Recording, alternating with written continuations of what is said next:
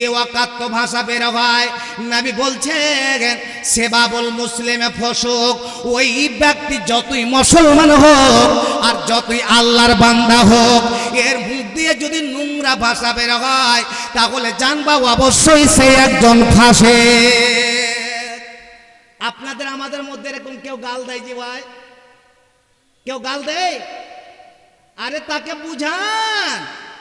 দেখেন নবী সে আমর বিন আবি সালমাকে হাতটা ধরেছেন আর ধরে বলছেন সাম্মিল্লাহ, আল্লাহর নাম নাও, বিসমিল্লাহ বলো, ওয়াকুল মিম্মা ইয়ালিক ইয়ামিক। এবার নবী বলছেন ডান হাতে খাও এবং এক সাইড থেকে খাও। কারণ ভাই আমার নবীর ফর্মুলার দেখুন, সেই নবী বলছেন যারা মধ্যখান থেকে খায়, প্লেটের মধ্যখান থেকে সেই খাবার খায়, থালার মধ্যখান থেকে উঠিয়ে খায়, নবী বলছেন এরা মুসলমানের খাওয়া দাওয়া না, এটা হচ্ছে ইহুদি এবং খ্রিস্টান। কিন্তু এরা আমার উম্মতিরা, আমি নবী বলছি তোমরা বিসমিল্লাহ বলে খাবে।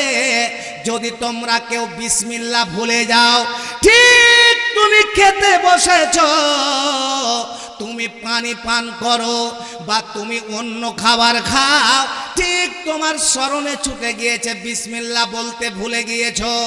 এবার নবী আমার সুন্দর করে শিক্ষা দিলেন, যদি ভুলে যাও তাহলে আমি নবী বলছি এইভাবে বলো, বিসমিল্লাহি আউয়ালুহু ওয়া আখিরুহু। তুমি এই দোয়াটা পড়ে নিবে। এবার দেখুন নবী আমার বলছেন, ঠিক যখন তুমি আল্লাহর নাম নিয়ে খাবে, বিসমিল্লাহ নিয়ে তুমি পান করবে, বিসমিল্লাহ বলে তুমি যখন কোনো কাজ করবে এবং তুমি ডান হাতে খাবে এবং এক সাইড থেকে খাবে, শুনো আমার উম্মতিরা, আমি নবী বলছি ওই সময় আল্লাহ রাব্বুল আলামিন ওপর থেকে আসমান থেকে তোমার যে সেই খাওয়ার জিনিসটা আছে, তুমি যে ভাত খাচ্ছিলে, তুমি নবীর ফর্মুলার ধরে খাচ্ছিলে, আল্লাহ রাব্বুল আলামিন তোমার ওই মধ্যখানে আল্লাহ তোমার বরকত সেখানে নাজিল করে। সুবহানাল্লাহ। ভাইজান আমার, তাহলে আজ যখন আমরা খাবো, চাই পান করি বা বাড়িতে রুটি খাই বা মুড়ি খাই, বসে খাবো না দাঁড়িয়ে খাবো? কথা বলেন, কিভাবে খাবো? বসে বসে খাবো। আলহামদুলিল্লাহ। এবার চলুন, নবী আমার, নবীর জামানায় একটা মেয়ে ছেলে সেই চুরি করে নিয়েছে, আর আল্লাহর কোরআন বলছেন আশ-শারিকু ওয়াশ-শারিকাতু ফাকতাহু আইদিয়াহুমা। যেই ছেলে হোক আর মেয়ে হোক, সেই যেই হোক না কেন, ধনী পরিবারের হোক আর গরিব পরিবারের হোক, যেই হোক না কেন, চুরি যদি করে নাই, আল্লাহর ফর্মুলার যে তার হাত এখান থেকে কাটা যাবে। কিন্তু মেয়েটার নাম ছিল নবীর মেয়ের নামের সঙ্গে নাম, সেই ফাতেমা। ক টাকা? একটু বেশি দেওয়া যাবে না নাকি? আরে আমি তো কালেকশন নিব।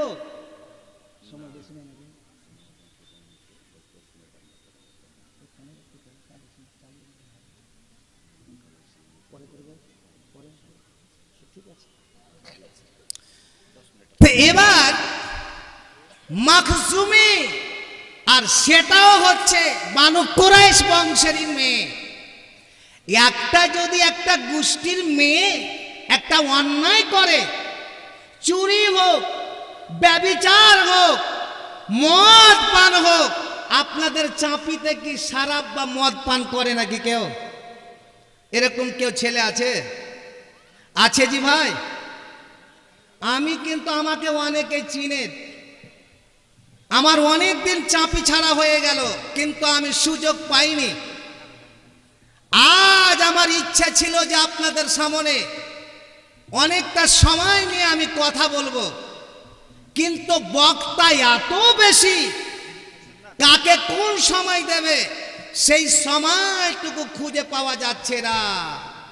এবার চলুন, ভাই আমার যারা চুরি করতে যান, বোন আমার যারা চুরি করেন, সাবধান হয়ে যান।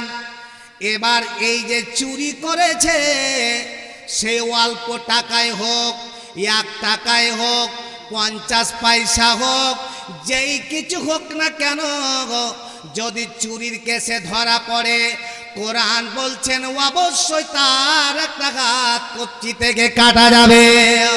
এবার চলুন ভাই আমার, এটা হচ্ছে চুরির নিয়ম পদ্ধতি, আল্লাহ ফর্মুলার দিয়ে দিয়েছে।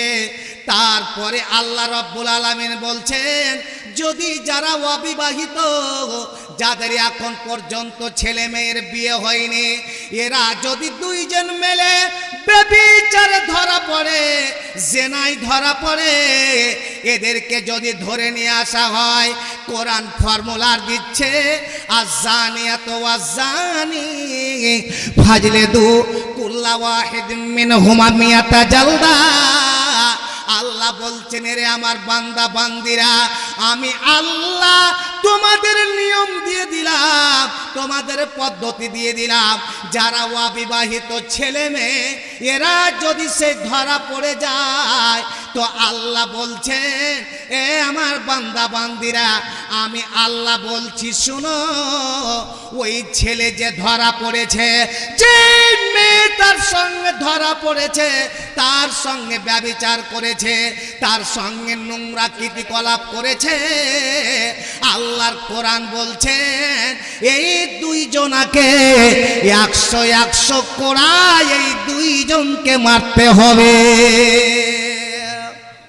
কিন্তু এখন অপোজিট হয়ে গিয়েছে। আপনাদের এলাকায় আছে কিনা জানি না, এখন যদি ছেলে মেয়ে ধরা পড়ে, আল্লাহ, মেয়ের বাবার আরো উপকার হয়ে গেল। বিচার যদি বসে যায়, সালিশ যদি বসে যায়, 15 লাখ 10 লাখ টাকা খালি ছেলেকে জরিমানা করবে, মেয়েটাকে জরিমানা করবে না। এই বাবারা, কোথায় তোমরা এটা নিয়ম পেয়েছ? কোথায় তুমি পদ্ধতি পেয়েছ যে শুধু ছেলেটাকে জরিমানা হবে আর মেয়েটাকে হবে না? কারণ কোরআন বলছে 2 জনাকে 100 করে কোড়া মারতে হবে। আহা, তো চলুন এবার, মেয়েটা যে চুরি করেছে, এবার তাদের গোষ্ঠীর লোক, তাদের পরিবারের লোক, তাদের আত্মীয় লোক সবাই চিন্তায় চেপে গিয়েছে, মাথায় চিন্তা হয়ে গিয়েছে। আজ যদি আমাদের মেয়ের হাত কাটা যায়, তাহলে আমাদের মান সম্মান, আমাদের ইজ্জত কোথায় যাবে? সব জেনে যাবে যে মা বানু মাকসুবি বংশের ওই ফাতেমা মেয়ের আজ চুরির কেসে হাত কাটা গিয়েছে। সুবহানাল্লাহ ভাই আমার। এবার যেন না কাটা হয়, ঠিক আমরা এমন একটা জায়গায় চলো যে কেমন করে আমাদের মেয়ের হাতটা না কাটা যায়। যত টাকা লাগবে লাগুক, যত পয়সা লাগবে লাগুক, আমরা সেদিক দিয়ে কোনো অসুবিধা নাই।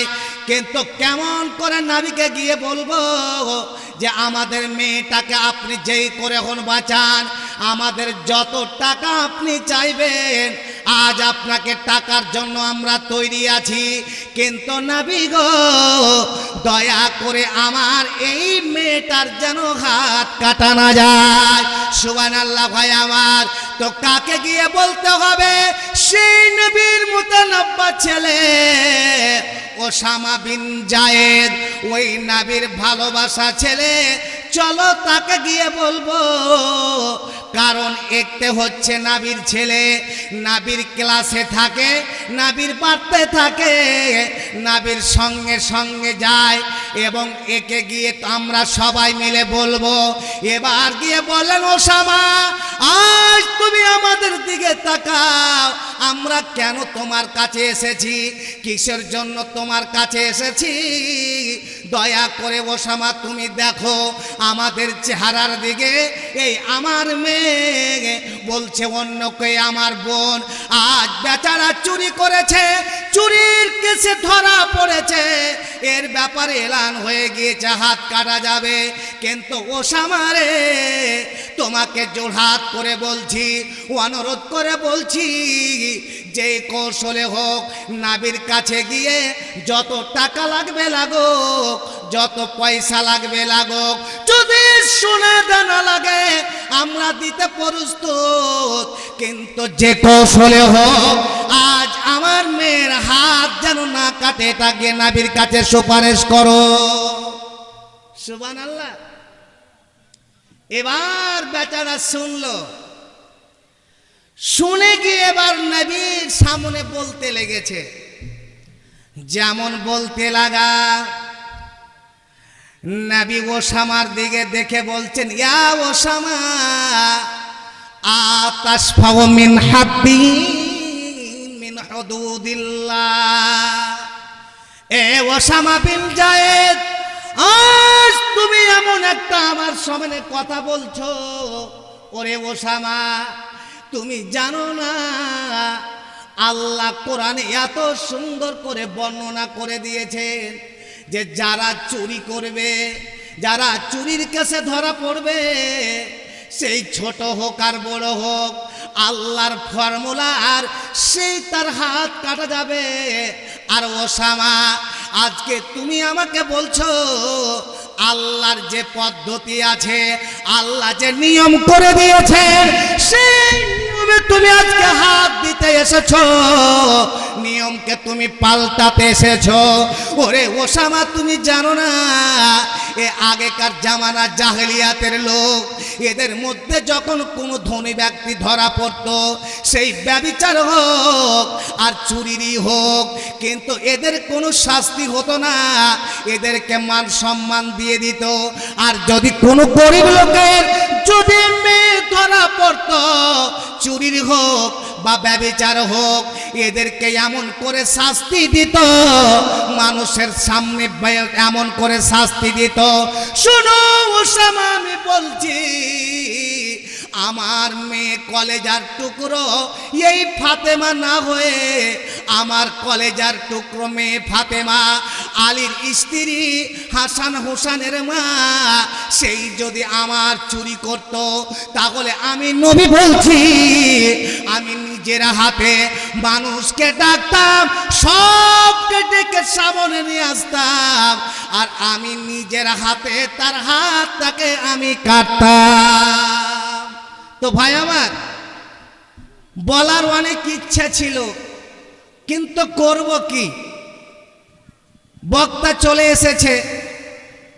তো আমি আপনাদের প্রত্যেকে বলছি, সত্যি যদি আল্লাহ রাব্বুল আলামিন আমাকে বাঁচিয়ে রাখেন আর আল্লাহ আপনাদের সুস্থ সবল রাখেন, যদি কোনোদিন আবার সুযোগ পাই, ইনশাআল্লাহ আপনাদের সামনে এসে আবার ভাষণ দিব। এখান থেকে আমি ইতি করছি। আসসালামু আলাইকুম ওয়া রাহমাতুল্লাহি ওয়া বারাকাতুহু।